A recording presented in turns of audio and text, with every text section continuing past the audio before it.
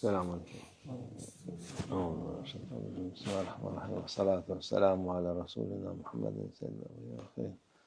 مدد یا رسول مدد یا سادات اصحاب رسول مدد یا شرح دستور مولانا شاہ عبد الله فاضل حسین محمد مدد طریقاتنا الصحبہ والخیر فی الجمعیہ. اللہ عز و جل ہم پر نیکی، انصاف اور خوبصورتی فرض کرتا ہے. اس نے حکم کو پورا کرنے کے لیے نبیوں کو بھیجا. اس نے فرمایا ان کے راستے پر چلیں، وہی لوگ راہ دکھاتے ہیں. ہم نے انہیں نبوت اور کتاب دونوں عطا کی ہے.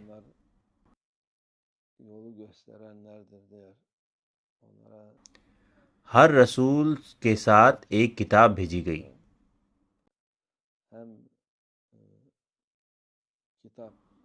اس نے قرآن عظیم الشان جیسی کتابیں نازل کیں. بے شک ان کتابوں میں سے کوئی باقی نہیں رہی، صرف قرآن عظیم الشان ہی باقی ہے. ہم نے انہیں حکمت بھی عطا کی.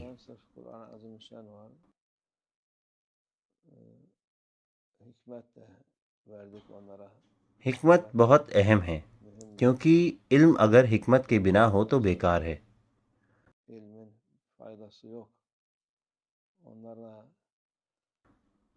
ان کے پیچھے چلیں. اللہ کی ہدایت پر چلیں. ایسا اللہ عز و جل کہتا ہے. ہم اس حکم کو کیسے پورا کریں گے؟ بے شک اس کے بتائے ہوئے راستے پر چل کر ہی. جیسا کہ ہم نے کہا، آخری کتاب قرآن عظیم الشان ہمارے رسول اللہ صلی اللہ علیہ وسلم پر نازل ہوئی. ہمیں اسی راستے پر چلنا چاہیے جو رسول اللہ صلی اللہ علیہ وسلم نے دکھایا.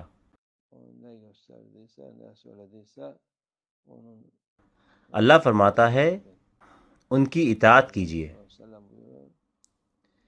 اپنے دماغ سے کام مت لیں. جو رسول اللہ صلی اللہ علیہ وسلم نے دکھایا اسی پر چلیں، جو انہوں نے فرمایا اسے اپنائیں. ہمارے رسول اللہ صلی اللہ علیہ وسلم فرماتے ہیں میرے بعد میری سنت اور میرے بعد آنے والے خلفائے راشدین کی سنت کو اپنائیں.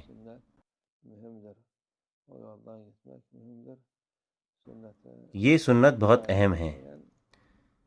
اس راستے پر چلنا بہت ضروری ہے.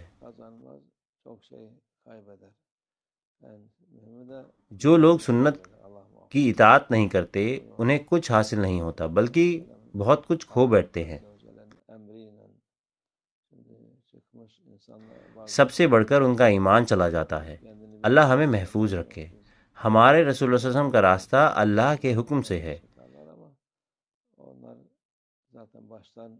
اب کچھ لوگ جو خود کو بھی نہیں جانتے سامنے آ گئے ہیں.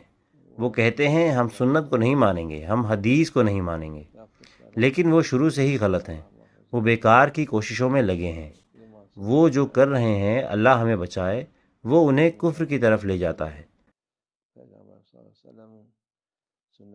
آخر میں یہی انجام ہوگا. ہمارے رسول اللہ صلی اللہ علیہ وسلم کی سنت اور ان کے فرمائے ہوئے کلام پر چلنا اللہ کی بارگاہ میں ہمارا درجہ بلند کرتا ہے اور ہمارا انجام اچھا ہوگا. اللہ ہمیں اس راستے سے جدا نہ کرے. انشاءاللہ ہم انہی کے راستے پر چلیں انشاءاللہ.